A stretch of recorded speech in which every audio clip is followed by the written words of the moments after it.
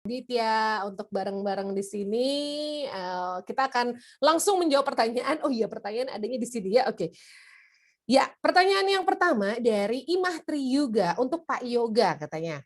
Berkaitan dengan kebebasan berekspresi, apakah kita juga bebas untuk mengingatkan teman online ketika kita melihat dia mengkritik tanpa memikirkan penggunaan bahasa yang baik? Wah, ini lagi sering banyak terjadi akhir-akhir ini, Pak. Gitu ya. Oke, boleh mungkin dijawab Pak Yoga. Oke, Assalamualaikum warahmatullahi wabarakatuh. Salam. Saya coba kasih bayangan tadi di tulisan saya sebetulnya sudah saya sampaikan bagaimana copywriting kritik bahkan memaki harusnya kita belajar copywriting. Jadi salah satunya ketika kita mengkritik pengkritik gitu kan bisa salah, nggak memaki gitu kan, orang memaki kita balas makian yang jauh lebih hebat, jauh lebih keren gitu makiannya. Atau ketika orang mengkritik kita anggap bahwa kritikannya kurang tepat gitu. Kita harus tahu seni mengkritik orang. Misalnya sampaikan kritik itu secara empat mata. Jadi idealnya memang kita tidak mengkritik di publik gitu ya. Biasanya misalnya ada teman kerja kita atau teman nongkrong atau apa, ketika kita menyampaikan kritik di depan orang lain, ini agak kurang mengena. Orang akan lebih nyaman ketika kita sampaikan kritiknya secara langsung head to head ya. Itu menyampaikan kritik itu harus dilihat seperti kita marah pada orang yang tepat, di tempat yang tepat, pada saat yang tepat. Gitu. Yang kedua, kalau mengkritik mulai dengan kelebihan yang ia miliki. Sama kayak mengkritik istri tadi ya, misalnya ketika dipotong rambutnya, aduh pendek, kurang cakep di gue. Gitu. Kamu jauh lebih cantik ketika panjang. Nah itu kan dia sebetulnya sudah tahu, tapi yang dibilangnya bukan, oh kamu jelek gitu. Kurang lebih seperti itulah positifnya yang disampaikan terlebih dahulu. Atau ada teman yang boros atau kata-katanya kotor atau apapun, misalnya dia boros, kita bisa sampaikan sebetulnya penghasilan kamu besar, tapi sayangnya kamu boros. Penghasilannya dulu yang dibahas, bukan borosnya dulu. Karena kalau kita mengkritik, semembangun apapun kritik, orang akan jeduk gitu dulu ya. Kritikan sebagus apapun copywriting atau kata-kata kita memang harus punya seninya untuk kritik. Yang ketiga, sampaikan kritik dengan jelas dan singkat. Yang harus digarisbawahi, jangan pernah membanding-bandingkan. Mau perempuan, mau laki-laki, ketika dibandingkan apalagi dengan posisi yang sama, misalnya kerjaannya sama atau jenis kelaminnya sama, dia akan merasa inferior gitu. Misalnya Mbak Seril kok kalah cantik sama, nah dibandingkan itu sakit loh gitu kan. Sakit aku tuh gitu. Yang keempat mungkin ya, tawarkan solusi. Jadi kalau kita hanya bisa mengkritik, sebetulnya anak kita yang umur 5 tahun aja kalau hanya mengkritik sesuatu yang salah di depan mata kita itu bisa. Tapi untuk menawarkan solusi bukan hanya masalah yang kita bahas tadi, pernah saya bahas di pembahasan saya di awal. Nah, yang terakhir, kritik bukan harga mati. Jadi tadi mau mengingatkan teman yang mengkritik, nah, mau dia acuh, mau dia cuek, mau dia dengar kata-kata kita, mau dia berbalik marah, itu di luar kekuasaan kita. Karena kewajiban kita adalah mengingatkan, bukan membuat ingat. Nah, jadi berdebat sama sahabat, kadang kita merasa bahwa gue yang benar, lu harus ingat, ini benar gitu. Sesama manusia tidak bisa membuat ingat, tapi hanya bisa saling mengingatkan. Jadi jangan sampai kita mengingatkan dan perasaan kita seolah-olah bahwa dia harus atau wajib ingat. Itu tidak. Jadi reaksi apapun yang dia keluarkan, dia menolak, dia acuh, dia marah, itu ya terima saja. Begitu kurang lebih, mudah-mudahan bisa dipahami. Terima kasih Ibu Moderator. Terima kasih Pak Yoga. Oke, itu tadi untuk Imah Triyuga. Lalu yang kedua dari Suwarti untuk Pak Edi. Banyak saat ini yang menyebarkan berita tidak benar ataupun hoax di media sosial. Jadi pertanyaan saya, bagaimana sih cara untuk memberi pemahaman mengenai kabar yang dikirim orang tersebut ialah hoax? Bagaimana cara memberitahunya tetapi tidak terlihat menggurui gitu? Oke, silakan Pak Edi.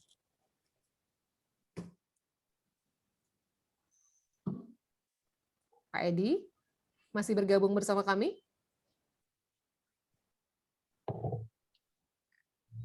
Pak Edi? Ya. Oke. Sudah jelas ya? Oh iya. Sudah. Tadi ada pertanyaan yang bagus sekali dari Mbak Suwarti ya. bagaimana cara memberitahu tentang orang untuk bahwa berita yang disampaikan tidak benar. Ya memang berita tidak benar ini bisa berita palsu, fake news, kemudian hoax, dan lain-lain. Biasanya cara yang paling mudah adalah kita melakukan recheck dengan googling ya. Saya ingin memberikan contoh kemarin itu kan minggu lalu ya, itu ada kabar yang luar biasa ramainya seolah-olah ada penemuan mayat yang katanya hidup kembali dan bisa menceritakan apa yang terjadi gitu ya di Kalimantan Selatan, di Banjarmasin itu ramai itu di WA kita, di jaringan sosial media. Nah kemudian kita cari lagi, ternyata kan itu pembongkaran mayat itu tahun 2016, ternyata pada peristiwa memang di Kalimantan ya, ada satu keluarga yang baru kehilangan saudaranya karena meninggal, tapi keluarga itu merasa bahwa keluarga itu masih hidup dan tidak meninggal. Nah ini kemudian akhirnya pihak rumah sakit melakukan otopsi dan ternyata memang sudah meninggal. Tetapi yang sekarang kemarin minggu lalu disebarkan seolah-olah ada informasi seperti itu. Inilah sebenarnya yang kita sebut dengan cara yang termudah ya, kita melakukan googling untuk memastikan. Kalau kami dulu di media pasti kalau ada peristiwa itu check and recheck ya, selalu kemudian kita mengirim misalnya reporter, kalau kami dulu jurnalis mengirim reporter untuk memastikan peristiwa itu benar atau tidak, kemudian menanyakan pada saksi-saksi dan lain-lain. Nah sekarang ini lebih mudah lagi karena kita bisa melakukan melakukan cek itu langsung dengan digital jejak digital yang ada ya. Jadi kita bisa langsung melihat dan mengkonfirmasi bahwa peristiwa itu benar atau tidak. Nah, tetapi kemudian seringkali kita berhadapan dengan orang yang sudah meyakini bahwa kebenaran itu benar itu loh. Itu yang harus disampaikan dan kita juga menyampaikannya agar tidak yang tadi dikatakan Mbak atau Ibu Suwarti ini mengatakan bagaimana caranya ya agar kita nggak terlalu dianggap menggurui. Ya mungkin disampaikan dengan cara-cara yang sopan ya, kemudian juga dilihat situasinya, kalau orang itu sedang tidak nyaman atau mungkin sedang marah ya kita tunggu dulu lah situasinya itu. Karena apa? Karena kita mencoba membangun komunikasi dengan dasar empati ya. Dengan cara itu kemudian komunikasi itu menjadi sangat efektif.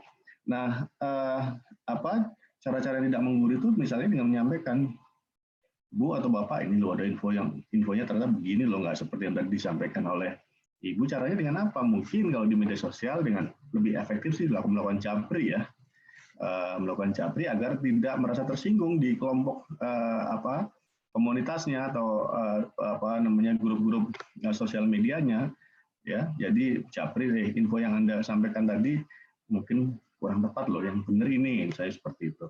Jadi ini loh buktinya. Nah kalau menyampaikan bukti biasanya tidak menggurui kan. Karena ini ada fakta, ada evidence base-nya yang jelas, kemudian informasinya yang akurat ini seperti ini. Jadi itu Ibu atau Mbak Suwarti, terima kasih. Kembali ke Mbak Sheryl. Terima kasih.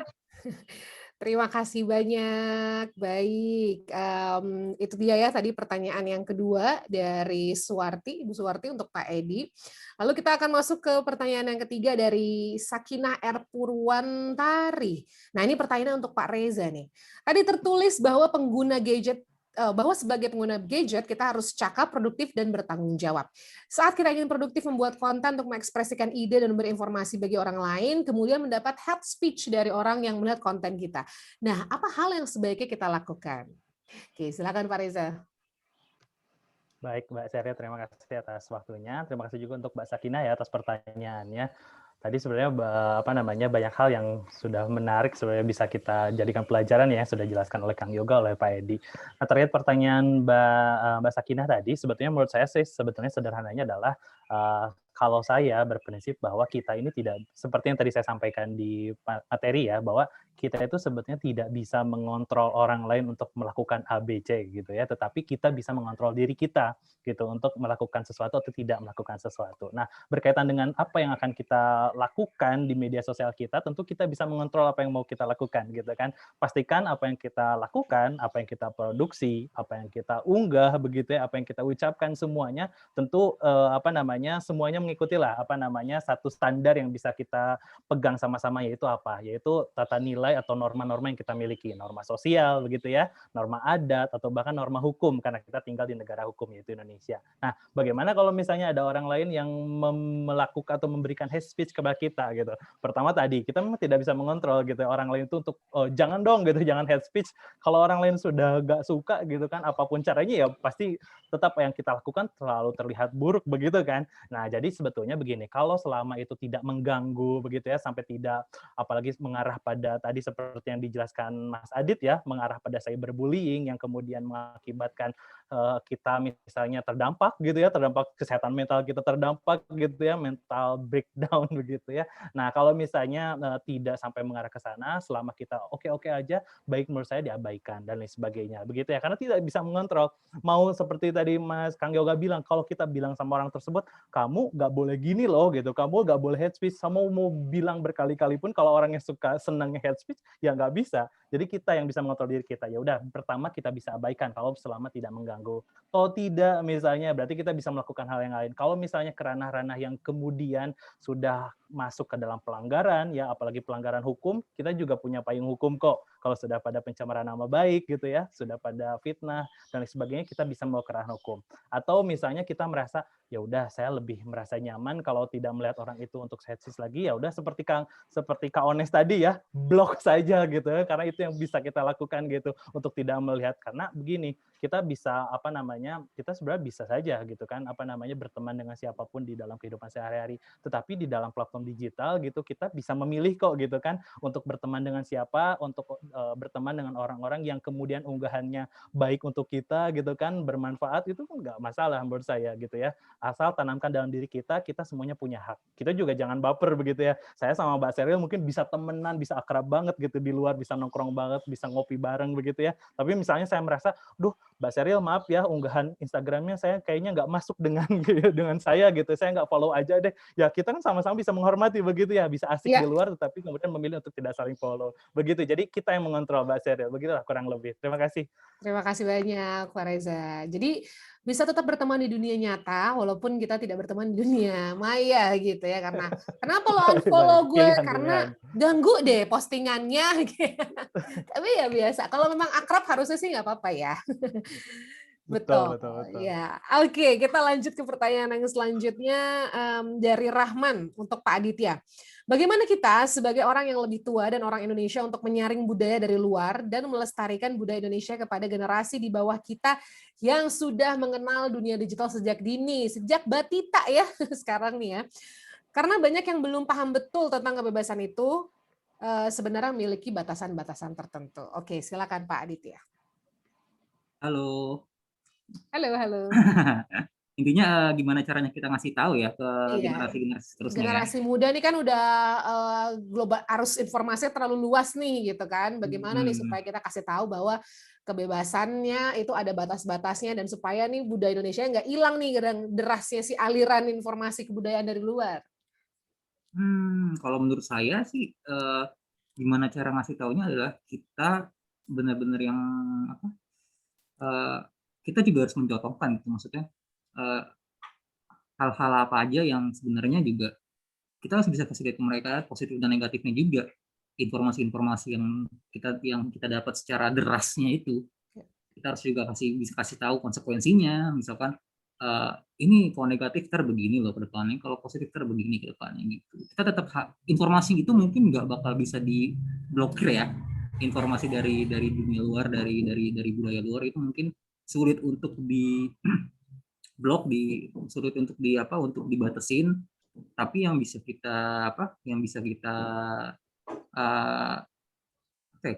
jaga itu adalah tentang positif di dunia digitalnya ini ya. Itu berarti kita harus mengajarin dong, kita harus ngasih tahu, kita harus ngasih contoh kasus tentang dampak-dampak baik itu positif dan negatif tentang informasi-informasi ini gitu sih kalau menurut saya. Baik, terima kasih. Terima kasih banyak Pak Aditya. Mudah-mudahan cukup menjawab tadi pertanyaannya, karena memang contoh itu paling baik ya, nggak apa-apa kita Iya. tidak bisa membendung kan arus informasinya, tapi memperkenalkan gitu. Memperkenalkan. Ya betul. Oke, itu dia tadi dan ingin membacakan pemenang-pemenangnya ya. Pemenang-pemenangnya adalah mana nih? Oh, Rahman, Sakinah, Suwarti, dan juga Imah. Oke, itu dia ya. Selamat mendapatkan digital money, saldo OVO masing-masing Rp100.000 dan juga kalau misalnya masih kurang nih hadiahnya, aku tidak terbaca, Kak Sheryl, tenang aja. Silakan langsung follow @siberkreasi dan juga @siberkreasi.tki Banten, posting keseruan hari ini. Nanti kita akan pilih 15 orang pemenang yang seru-seru postingannya untuk mendapatkan digital money masing-masing Rp100.000. Oke teman-teman, kita tepuk tangan dulu nih untuk narasumber kita yang luar biasa, yang sudah menyampaikan segala pemaparannya. Terima kasih banyak. Ada Pak Yoga, ada Pak Edi, ada Pak Reza, ada Pak Aditya. Terima kasih banyak. Keren semuanya, yang pasti selalu sehat ya para narasumber-narasumber. Oke, dadah-dadah dulu dong nih teman-teman dari Jakarta Pusat untuk para narasumber kita. Ya, itu dia. Dan sekali lagi jangan lupa untuk download aplikasi Siberkreasi ya, karena di aplikasi Siberkreasi ini di Google Play Store dan juga di App Store ada banyak sekali informasi mengenai kelas-kelas yang bisa diikutin ya. Jadi juga masih ditunggu postingannya, tag @siberkreasi dan juga @siberkreasi.dki Banten ya. Nanti langsung posting keseruannya, boleh di story, boleh di feed, masih ada 15 orang untuk dibagikan digital money saldo OVO masing-masing Rp100.000. Dan jangan lupa juga nih paling penting download e-certificate di link yang udah ada di kolom komentar dan tokennya bisa didapatkan di email yang sudah diterima. Oke. Sepertinya hari ini kita banyak belajar untuk bagaimana sih kebebasan berekspresi di dunia digital, yang pasti adalah seperti kata narasumber kita, bebas tapi tidak lepas ya. Bebas tapi tidak lepas karena masih ada etika-etika yang harus kita jalani, dan ingat semua yang kita posting di media sosial itu bisa dilihat oleh banyak orang, jadi kita harus tahu konsekuensinya.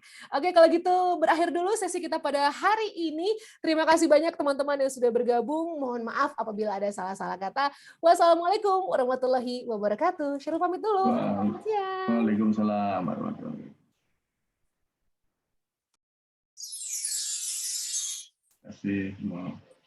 Terima kasih.